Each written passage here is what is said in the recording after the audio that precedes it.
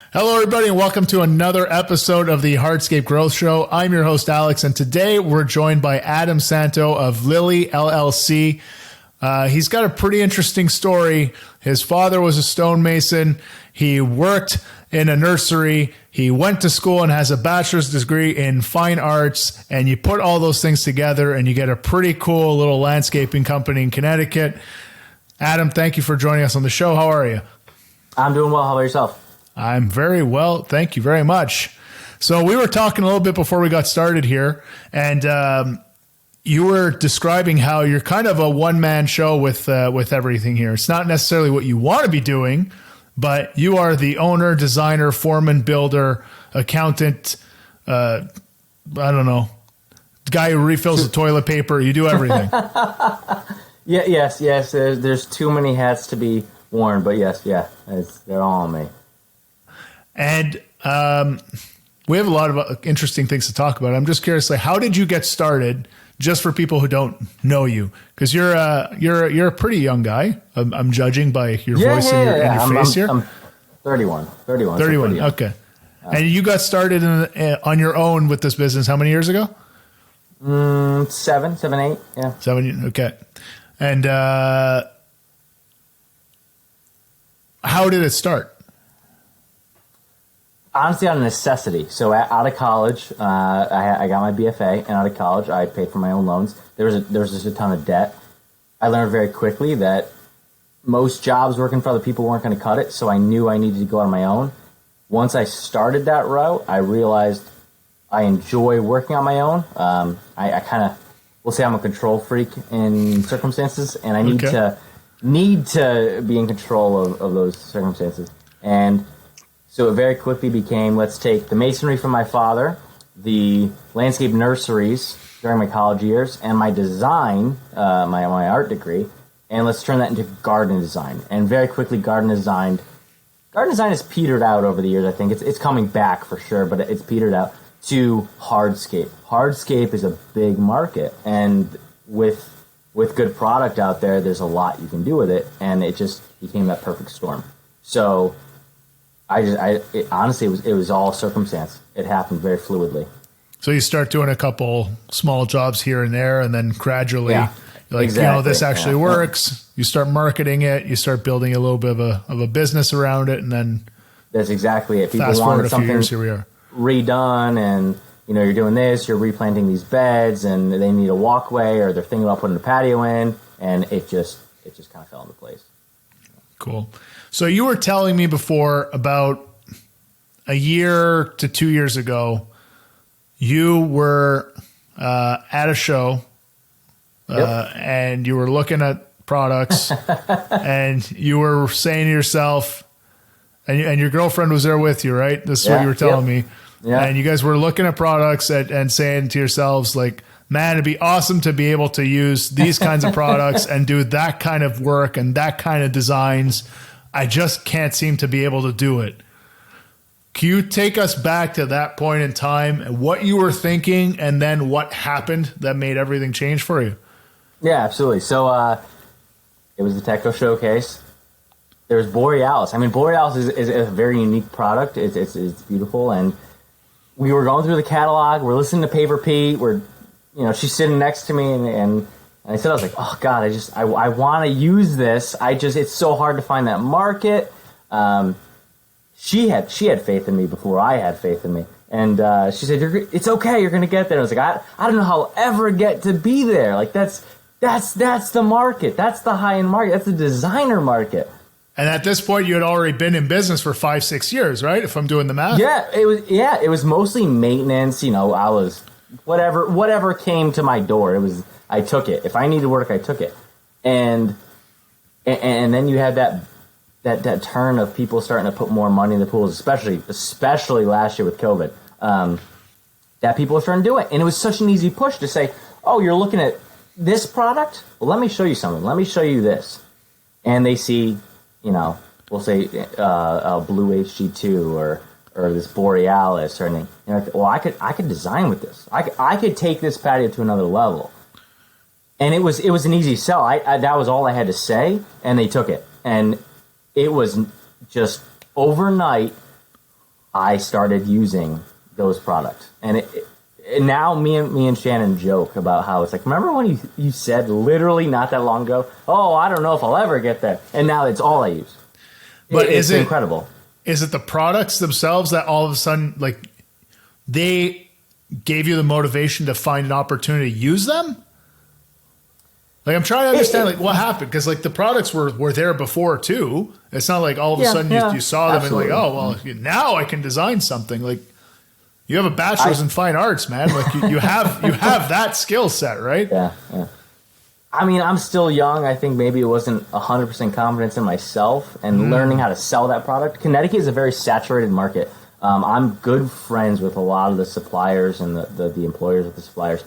And we all talk about how saturated the market is for contractors. So the prices are very low. So it's hard to push that higher end product, which it's my job to educate the client and say, yeah, it's a more expensive product, but it's a higher quality product. You want life out of this, right? You're going to live here for the next decade. You want something that's going to last. And that's my job. And a lot of contractors don't do that. So I think I gained both. There was an opportunity with people spending more time at home, we'll say with COVID and all that, and kind of putting more into their backyards. And also me then saying, well, I can offer more. And then it became kind of a very easy sell. You know, they saw it. The Teco, I have the sample case and all that. It's very easy to say, okay, well, here's the sample booklet kit, like the books and everything. Exactly. Yeah. I have all, and even if I don't bring the whole kit to the job, I'll bring books and I'll say, okay, here's their wet cast, dry cast. Here's an HD2 finish versus non HD2. This is what we want to give you, and here's why. It becomes simple, and even if your price falls a bit higher than the competitors, they understand. And then you throw them the actual design itself, as in, we'll say, curves and inlays and lights and all that. And it's night and day between, you know, this offering and another contractor. And I'd say also that one-man show type sentimentality where I am talking to them versus another company. It's like, well, they talk to somebody on the phone, then a foreman comes out, then operators come out, then laborers come out. It's very different. There's different setups for a business structure. Yeah, and I find that that's an underestimated advantage that you have. I'm not saying that you're underestimating it, but I feel that there are quite a few business owners out there who look at their business compared to some of the bigger competitors that they have. And they say, well, I can't compete with that guy. That guy's, he's bigger. He's got the marketing dollars. He's got salespeople. He's got foremen. They got all of these different people. How am I supposed to compete with that? You know how you compete with it? You find the people who want that super personal service, that the person who answers the phone is the person who's selling the job, who's designing the job, who's building the job. If something goes wrong, they're coming back and fixing the job. I know I can count on that person, and that becomes your advantage. That's gold. It's priceless. Yeah, it really is. It's hard. Don't get me wrong. It's not easy. No, to do. It's not. Yeah, no, but it's invaluable. That's huge. 100% agree. I can list off big name companies in Connecticut. There's some big boys there for sure. I'll say Baylor. So you have Baylor Brothers, and then there's Phil Baylor. He owns Pave Tool. They're fantastic. How am I supposed to compete with them? But the truth is, there's enough work out there that you're not competing with them. That's the thing. Yeah, we're in the same market, and they can only take on X amount of jobs. I can only take on X amount of jobs, but there's even more than that. The key is let's get on a level playing field, and we're going to be able to actually coexist really happily. And I buy tons of equipment from Pave Tool. I love Pave Tool. They're fantastic, absolutely fantastic people. Yeah. So. They are really, really good people, honestly. They are. Yeah. I got a bunch of stuff from them, so they're good. Yeah. But like design-wise, is that something that you feel is a differentiator for you? And if so, what specifically? So, let's see. How do we go about this gingerly? I've actually had competition reach out and want me to design for them. And if I was wanting for work, we'll say it'd be one story, but because I'm not, I become very close to my designs, again, maybe it's that artist in me that who has, I'm a painter by education. My designs are kind of my babies, and I actually enjoy building them. Not only do I enjoy designing them, but I want to build them. I want to put every plant in. I want to put every paver down. It's something I build. So to do a design, it's probably easier on my body, quicker money. I mean, quicker, easier, less labor on me. But it's my edge. It's that's just it. To me, I feel so fulfilled when the clients say we're so happy we got you, and you were back here, and we did all this, and it's very fulfilling. And I can't imagine doing this if I wasn't happy. I mean, it's a hard trade. It's not easy work. It is. So being happy doing it is huge. And that's my edge. The way I compete with these guys is by saying, yeah, you pump out numbers. You do a lot of square footage every year. But I do the designed square footage. So we are actually neck and neck in a different way. And that's good. Well, you're bringing a different form of value to the clients. So the clients who want something that's I'm looking for, tried and true, predictable. I want something that I know they have a long track record. They do a ton of work. I feel peace of mind with working with a big company. Then maybe they'll look at someone like Baylor Brothers. And it's not to say that they don't do great designs or they don't have other attributes. They do great work. Yeah, fantastic company. Yep. But if I want something that's a little more unique, ultra personalized, where I'm going to be dealing one-on-one with the entire process, if that's the what I want for my home, then maybe your business makes more sense. And I think understanding that, and this is probably the key that maybe you intentionally discovered it, or maybe you kind of came across it by accident. I don't know. But like when you're saying that moment where like all of a sudden the confidence kicked in, like I can sell these jobs and people do want this stuff and I am able to do all this. The minute you figure that out, it's almost like a different art form, like a musician finding their voice. Or like you finding your painting style. Like once you figure out where your business is supposed to live and what the true identity of the business is, then it becomes very easy to know like these are the types of customers that we want. Yeah. And then once you have that, like it's fun after. Like the job is just fun. Every part of it becomes fun. And so if I could just lay it all out there, my honest goal is I thought about going back to school and getting a degree in landscape architecture. And then I thought, well, why do I really, I mean, it's a tough discussion, but why do I need a degree to tell people I can do something? Why do I need that label of I'm an architect? I want to compete with these people and quite frankly, just be able to say, listen, I know I can't ever call myself an architect. I'm not legally allowed to. That's fine. But my portfolio shows I can build these spaces. Softscape, hardscape, masonry, water feature, fire, lighting, you name it. I'm your guy. And it really did just click that the only way to do that, the best way to do that, was to build it, to tackle those jobs. Even if you're terrified, if you're scared, you're like, oh, God, I've never done this. Oh, should I? Do it. Do it. Stand by the work. Just be confident and do it. Let's drill into that. Yep. All those first times. It's super easy to sit there in your chair with a beer in your hand and be like, yeah, just do it. Yeah, but how do you actually tackle it? Your first time building, let's say, I don't know, to pick something complicated or that was seemingly complicated. You're on your own, right? It's not like, well, my foreman's built it before, so we're going to be okay. Like you don't have any of that. How do you tackle that? What do you do? Or what did you do?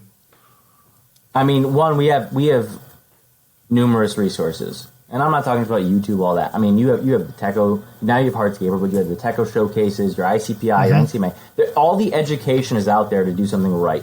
That should take off the fear of, is this going to work? Is this going to last? Am I doing it right?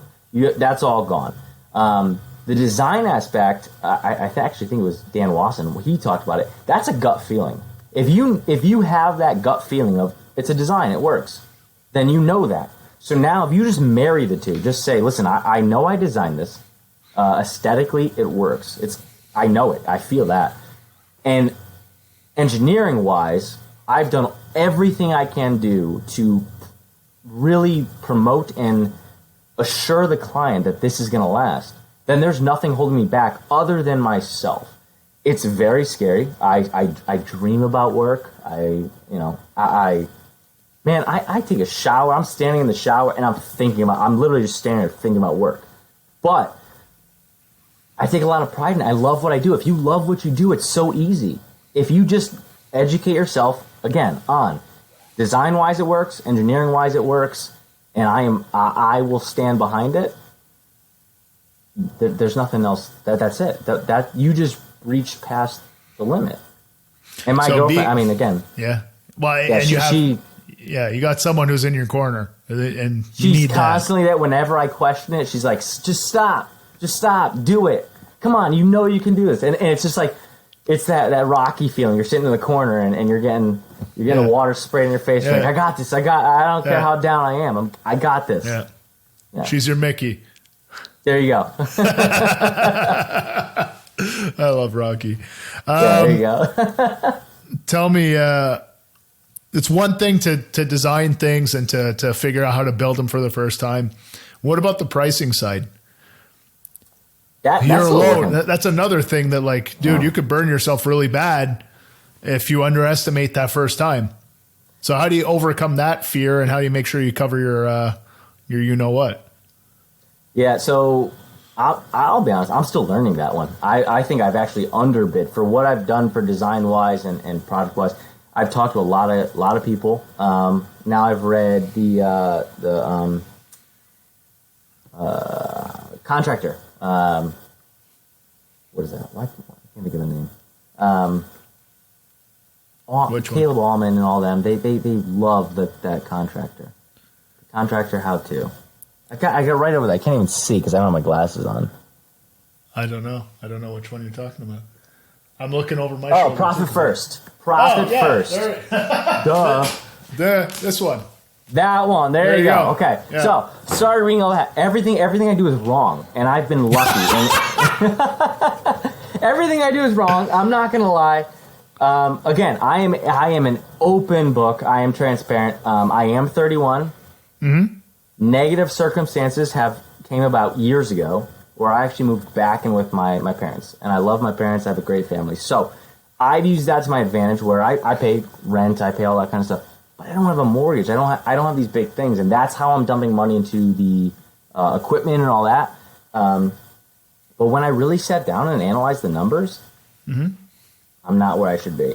I've talked to competitors that are really good guys and become friends. And they're like, yo, you're you love, so you got to play with that. It's a learning curve. You're gonna go through ups and downs as a business, and it depends on the market. Some years there's so much work, you're gonna be able to say, "Oh, I'm charging X amount of dollars," and you're still gonna get work. You're gonna throw out numbers, and you're like, "Oh, I'll mm-hmm. never land that," and then they call you back, and then you can't find anyone else, and you get the job anyway, and it's like, "Oh crap, that's awesome, that's fantastic." Yeah. And then other years it's slower, and you got to work with it. So I've kind of played the field. I pay attention to where the dollars go and what I'm doing. Unfortunately, I've focused more on how, because I'm a one-man show, I've been paying myself as the worker, which makes it very tough to then say, well, the budget has in it to hire another guy. Well, it's like, well, no, because then if I'm paying him that rate, there's nothing left on top. So those are adjusting, and as the market has gotten hotter and hotter, and my leads have gotten more and more, I can separate that and start going up and up and say, okay, well, here's what I need to make to cover overhead. So that's a learning curve. I'm getting there. Overhead today and future overhead too, if you're trying to grow the business. For growth. Absolutely. It's not just, okay, I own this machine. It's like, well, I want to buy a new truck and I plan on getting a bigger machine and I plan on tackling. And if you want to hire people, like you got to be able to budget for that too, man. Especially in today's market.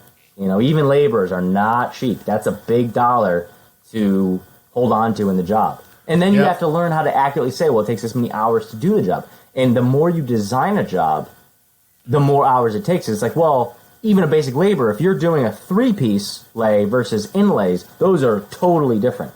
Yep. You got to hold hands on those. And that's where you got to get smart with your designs too. Like if there's an inlay, well, can I work the dimensions of the inlay to minimize cuts? You know, and that applies whether you have a team or if you're doing it on your own anyway. But these are examples of things that like you got to pay attention to, because otherwise you could be doing amazing work. But I promise you, I have never met a contractor that went out of business because they didn't have the work. Everyone's got the work. The work's there. So even I never thought about like a no-cut design. And it was, again, Teco Showcase, Premier Outdoor. Sean Collins, who started doing these no-cut lays. And it's like, what? What do you mean no-cut? Like, how do you not do a cut? You do the math. Doable.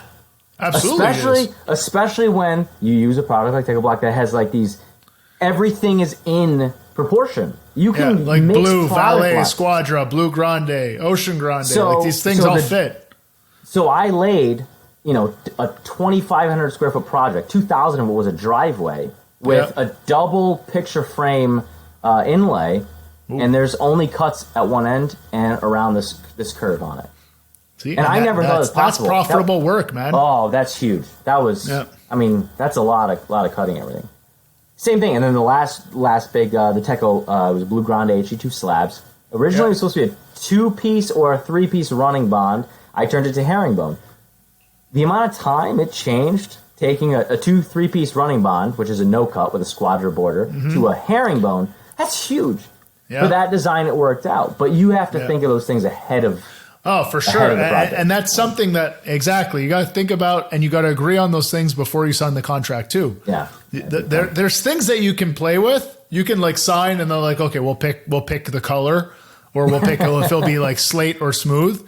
But if it's going to change the laying pattern, if it's going to change the orientation, these are things that can have a significant impact on the laying time, on the cutting time, and therefore they have to have an impact on the bottom line of the project too. Yeah, no, it easily added being again alone probably 2 days of work. Well, plus you're cutting the grandes; those are big suckers. So you can't do that on an IQ SAR, and you got to wet. Not cut on a 45. No, it's, and then your Squadra, you're laying a Squadra, and as true as you cut, the Squadra are smaller, so you got to lay a string on them. You want to make sure they're true. So it's just time. Time is money. But this is all. That's it. So this is still a great conversation to be having, because you got to take the time when you're doing the design to figure out what those differences in time will be. And even if you don't know exactly, like estimate it roughly. Big key is measure it during and after. How much time I thought this was going to take 3 hours to lay the Squadra, pull a string line and make sure there's 2 rows of Squadra are nice and straight alongside the cuts on the 45. It's supposed to take 3 hours. You're done. It took 5. Make a note of that, even if you're by yourself. And this is where, like, when you're looking at your overhead, your prices need to come up to give you the time. You got to be paid for doing that math too. Even if you're writing on a clipboard or typing on your phone for a grand total of an hour, that extra hour has got to be worked into your price. This is what's going to give you the buffer to afford to sit down and do the math after, because you've been paid to sit down and do the math. Yeah, yep. That's what frees you to take the next step all the time. And I've learned that where, again, it's such a saturated market here. There's so many contractors, but a lot of them, they won't touch that kind of work. There's another differentiator for you. Yeah, separate it and say, listen, if you want this is what it costs, and here's I can literally explain why. Don't undersell yourself. I mean, right now, obviously, product is hard, but you can buy more product. You can get another truck. You can pay for more fuel. You will never get more time. There's 24 hours in a day.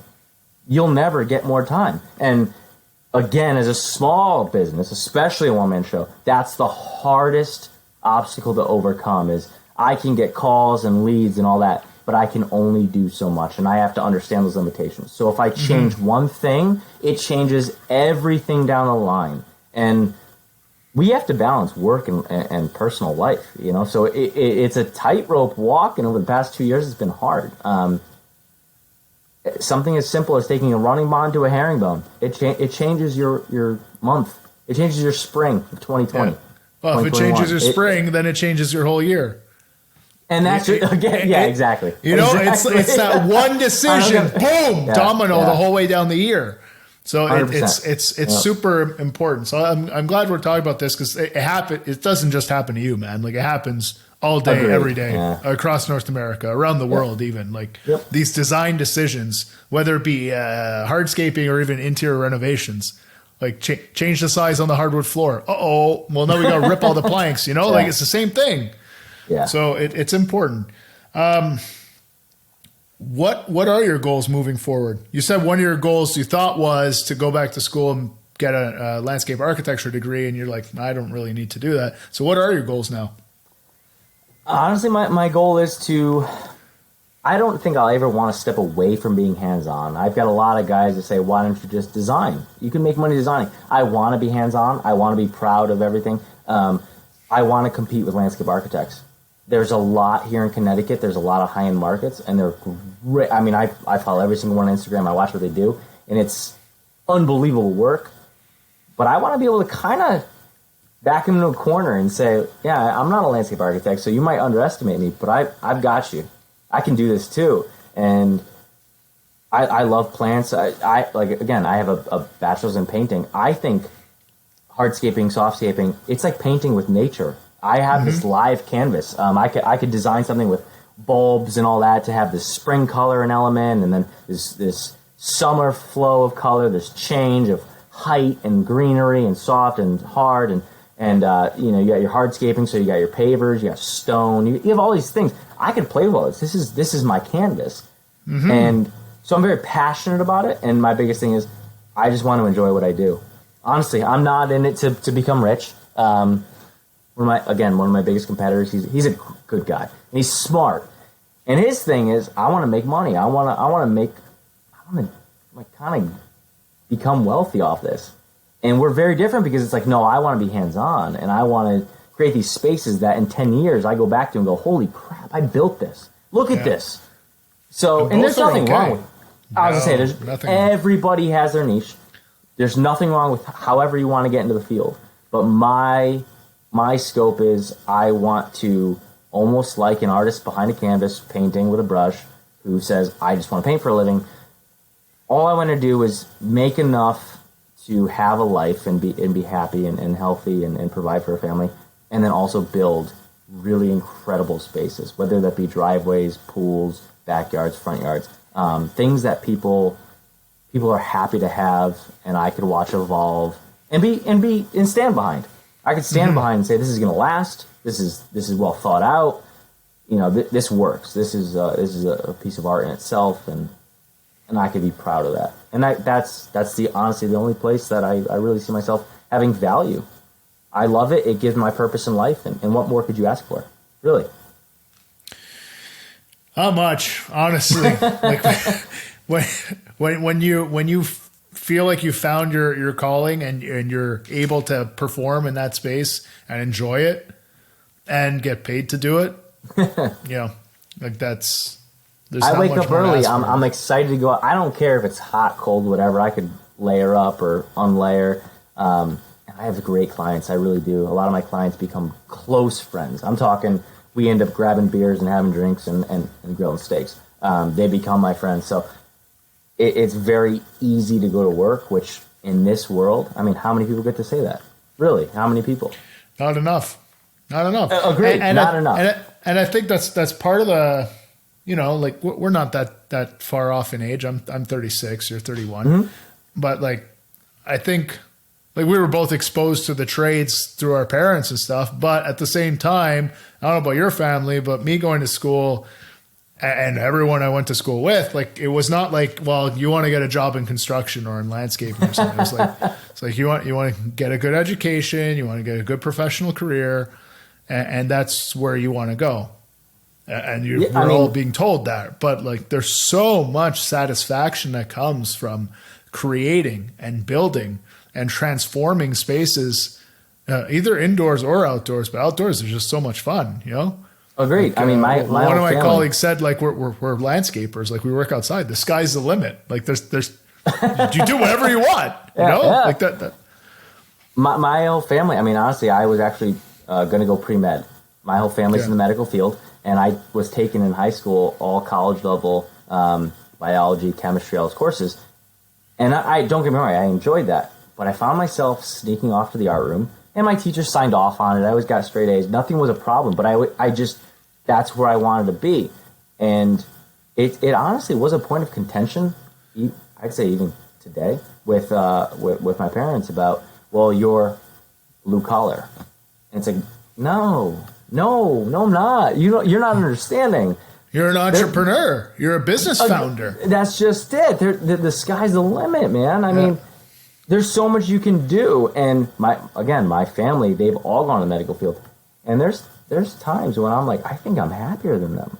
I love my siblings, and I wish them all the best. But I really do think sometimes it's like, no, this was the right call. It's easy to see. This is the right call for me.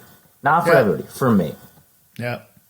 What advice would you give to younger people who might stumble across this episode and who might be in a similar situation that maybe you found yourself in growing up or even a few years ago? Follow your gut.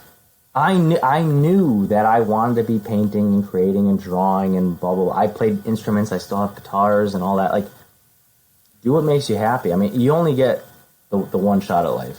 There's a lot of jobs out there. If you need to make a living, you'll be able to fall back and find something. But if you have the opportunity to say, well, I can pick what I do, then play with your passions. Follow your gut. You're going to know. I mean, you will definitely know when you wake up and you enjoy what you do, that it's like, holy crap, this is what I want to do. And there's a lot of opportunity out there to do anything. I mean the trades, especially in the last 10 years, and I foresee wide open, in the future. Man. We need people. We need people. There's nobody out there. No skilled laborers. Nobody. So if you actually enjoy it, you're going to find companies that are going to reward you for it.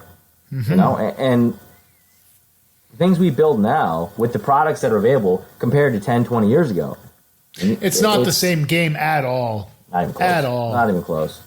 Even 10 years ago. Like, it's just not the same. The technology in manufacturing, the technology even for installing. You know, you're laying 130-pound, 32-inch wide slabs by yourself. Yeah, good luck 10 years ago. Have fun. Not possible. No. Not without killing yourself. It's a completely different game. And that's what I really am excited about for the next 10 years of the industry, because it used to be, well, if you want to be in the industry or you want to work in this trade, like, you got to be pretty big dude. You got to be able to sling massive wheelbarrows and be able to pick up that 130-pound slab by yourself. Because if you don't, well, it's not getting put in the ground. And it's not the same game anymore. All, men and women, young and old, different levels of experience, different physiques. Everyone can perform in the industry. It's really what's going on between the two ears and what you got going on here. And that's all you really need now. So all of a sudden, like, the door is wide open for so many talented people to come into the industry that previously that door was shut.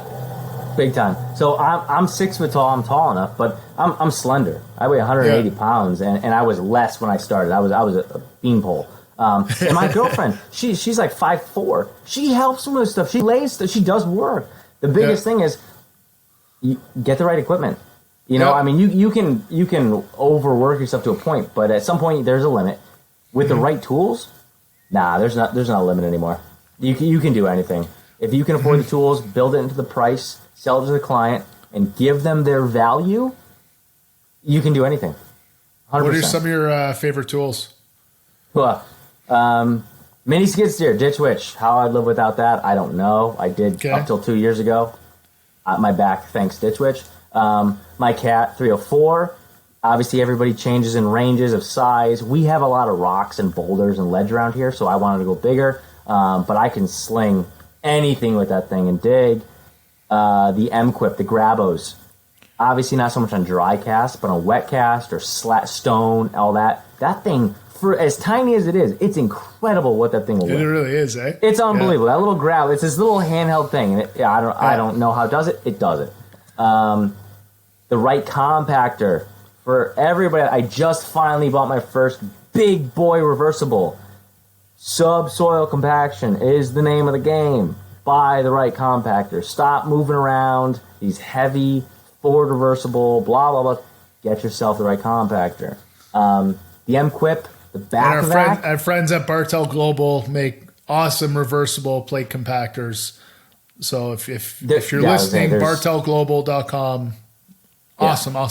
And their service levels, wow, awesome. Yep. They're great people. And then the M-Quip, the back vac as well. I got the back vac, which you use that, eh? Yeah. Okay. So go on the Instagram and look. I'll have to put it as a post instead of in the archives. How I lay the slabs by myself. The 2-man, the H handle unit with the wider head is what you lift the slabs with, but they're all components, right? So I took the T handle, the 1-man, with the big head. Okay. They tell you not to do it. Yeah. Well, because the back, the vacuum on your back is still pulling the amount of cubic air. It's the same CFM, yeah. So I think they probably don't recommend it for, we'll say, OSHA violation or whatever, but it's doable. Yeah, and I'll tell you, yeah, no, exactly. You're because you're picking up that 100 pounds by yourself, which so is you're not surpassing. recommended. Yeah. But compared to like actually hoisting a slab by yourself, oh, night and day. Yeah. It made it possible. It's not that expensive. It's worth every penny. You don't have to bend down anymore. I mean, again, I think I laid at least eight or nine of them in 2 minutes. I had them close by, but 8 or 9 of them in 2 minutes by myself. That's huge. Sick. I mean, a big slab is a lot of square footage. Compare that to a smaller paver, I honestly think it was actually quicker. So that's huge. If you could be set up the right way, the big slabs are faster. Big time. You got to make sure your setting bed is nice and smooth and pre-compacted for sure. Yep. But if you set everything else up properly, you stage your materials properly, you have the right equipment, large slabs faster all day. So what I actually even do is after you lay slabs, because especially alone they're kind of difficult to put down, I'll run and I have the Weber, the VPR, the rollers. Get a roller compactor. Stop putting a piece of carpet underneath and all that. Just get a roller. It's worth every penny. I roll it out. Sometimes a corner falls a little lower. They're just not even. But with that back vac, I can just take a piece of soapstone, mark them all out, and then start at my far end, pick it up, adjust the screed bed, put it back down, and send it. And it's when you're done, it's a washboard. It's smooth as could be. It's beautiful. And I think a washboard's bumpy, but I get what you mean. I don't know. It's like just glass. And even it's just this smooth surface. It's beautiful. Yeah. But that's what's nice. Like, and that's exactly what we're talking about. The different tools, when you know how to use them properly, the quality of the work goes up too. So just budget yourself from, if I hire, say, 2-3 guys, laborers, and we'll say low-end laborers, which still aren't cheap today, but low-end laborers versus if I invest in the equipment. You know, it's not easy. You have a lot on your shoulders if you're taking it on. There's maintenance and overhead costs and taxes and blah, blah. But it's doable. You can do it, and you can really assure the quality. And that's actually my fear of hiring people is if I can't oversee, what happens if they're not cutting curves the way I want them to cut them? They're not. Well, that's back to the first thing you said, where you said you're a control freak. Yeah. So, but that's okay, man. Like having that attention to detail and being that invested in those details. There's companies that work that way too. It just means like you get the guys, but like you need to make sure you have the right people. I say guys, but guys or women, but the clients see it at the end of the day. You need the right people who understand the values that you have. We talked about this with Matt Heiner, how he makes the values that he has for his company very clear for everybody. So people know what matters, why our company exists. This is what we do. And when people get that, then they start thinking more along your lines of thinking, and you can start to trust them more and you can empower them more, and gradually it builds. But it's like anything. It's like starting the business. It's like taking on that first job. It's like buying that first piece of equipment. It's also a risk. It's all risk. And that's why we need to be rewarded. Is because it's our risk. It's our money we're putting on. It's our time. Again, time is the one thing you're never going to get back. You can fold and bankrupt, and you can buy equipment. You can loan money. You're never going to get more time. And that's something that I really look up to. A lot of the guys you've had on here, but Matt Heiner, I mean, they understand that, and they have this value of what we're going to give. And there are enough clients out there that understand that and will pay you. It will be fair. It's there. Don't discredit yourself and say, nah, all the competition is charging so much less, and they're doing less quality. It's BS, man. I'll have to cut corners. No, don't. The market is big enough for everyone. It is. The market is, I'm going to say it again, the market is big enough for everyone. Everyone can run the business the way they want to, and you can charge the prices that you want to, and there is a market for it, provided your business is adjusted accordingly. So if you want to be the top 1% in terms of pricing and designs, then that means you're going to do fewer projects. So you need to be geared that way, but you can do projects at that echelon. And if you want to be closer to the bottom and just be pumping out easy projects like simple driveways and walkways and in and out, bang, bang, bang, you can do that too. And anything in between is possible as well. We've talked to all kinds of different business sizes with all kinds of different philosophies on how they're running their business and where their strengths lie. And every one of them is freaking happy running their business the way they are. So if that doesn't tell you the answer, I don't know what will. Like that's the beauty of this industry. It's still so young. It doesn't feel like it because we all know, like, well, our parents were in the industry, so like this thing's been going around forever. But the level of sophistication that exists in this industry from a business acumen standpoint is still very, very, very young. Yeah. Very, I cannot stress this enough. You go into Europe and you look at the projects that are being done there, the consumption of paving stones, the size of the businesses, the way that they're set up, it's not the same as here. Here, we're still a bunch of rookies. We're just getting to understand what we can tap into. So there's so much potential. And that's why right now, anybody can get in, anyone can get started. And by listening to people like you and taking your advice and going to sites like Hardscaper and getting the technical aspects down, you put those two things together, you get your work ethic, you get your passion behind it, and go. And it will work. Yeah. And then we got people like the Techo Block reps that'll help you. You got people like Phil Baylor with his tools. He's reachable. He'll help you. Literally everyone who's been on the show has left their Instagram handle for DMs. Like, just ask them. Like, if you're going to get started in this industry, now's the time. Big time. Absolutely. Do it now. Jump. Go. Yeah. Yeah. And this is coming from a contractor who is saying, like, hey, come be my competitor. It's cool. Let's go. There's more than enough work. There's so much work, guys. Biggest thing is, if you want to be in the top 1%, give them the top 1% quality. They'll pay. Yeah. It's there. It's all there. Just educate yourself, which all the resources, again, are there. All the tools are there. Just do it. It's not easy, but it's also not hard. If you love what you do, it's a good life. There's nothing wrong with it. It's fun. It's fun. I love it. I got nothing to add. I have a bunch of questions that we didn't hit, but like that, I don't know how to come off of this. It's like you just said it. It's a good life. Why wouldn't you want a good life? There you go. I'm happy to go to work every day.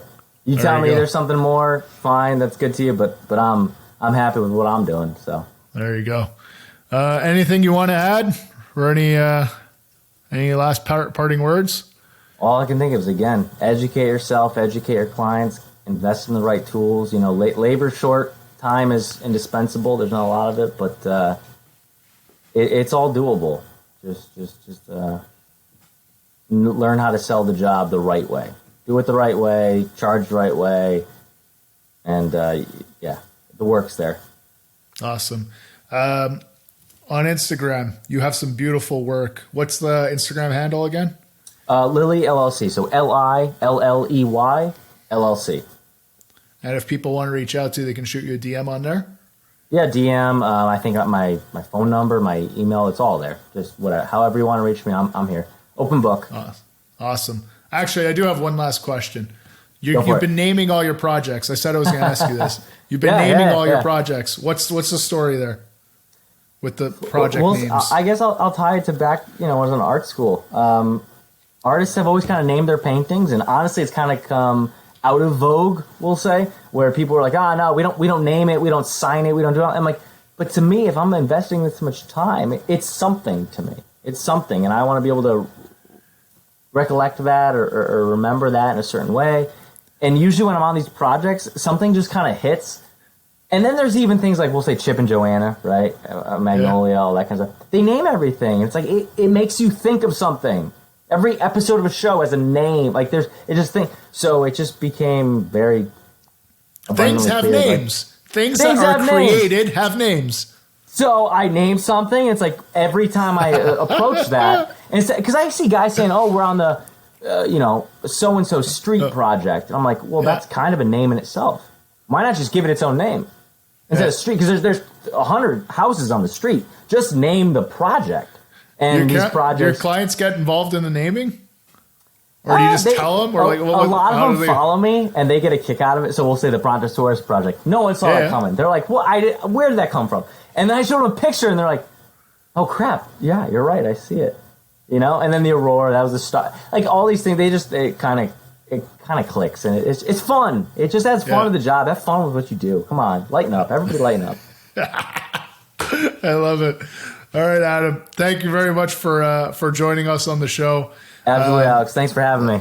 That's Lilley LLC on Instagram. And until next time, everyone, work hard, pave harder, and above all else, have fun with what you're doing because you deserve to. We'll see you next time. Have fun.